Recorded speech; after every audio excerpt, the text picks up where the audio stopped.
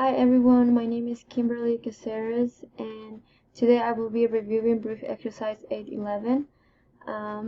So in this exercise, they actually are asking us to find the accounts receivable turnover ratio and also the average collection period per days.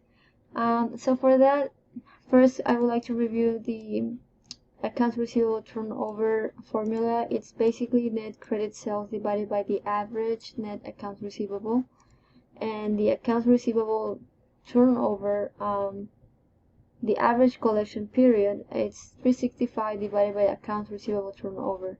So for this one, in this exercise, they actually don't give you the average. You have to find it yourself, and so all I did was adding the beginning of the year of accounts receivable net, and I added it with 3.47 billion of the end of the year.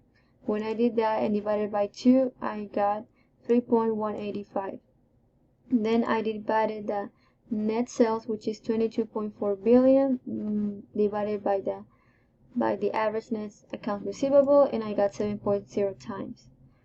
Now for the next part of this exercise, they're asking us for the average collection period. It is actually really easy to remember this one because it's just 365 days divided by the accounts receivable turnover. We already have the answer here. This is the accounts receivable turnover.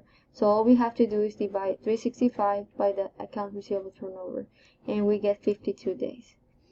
In brief exercise 811 is very similar. They also don't give us the average of the accounts receivable, but it's really easy to find it.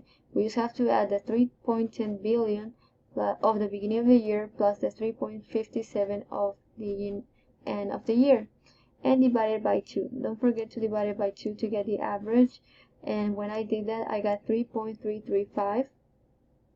Then I divided the 24.2, which is the net sales, divided by the 3.335, and I got 7.3 times.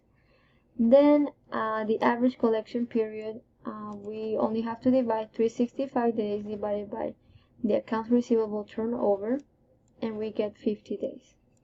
Thank you so much for watching this video. Please let me know if you have any questions.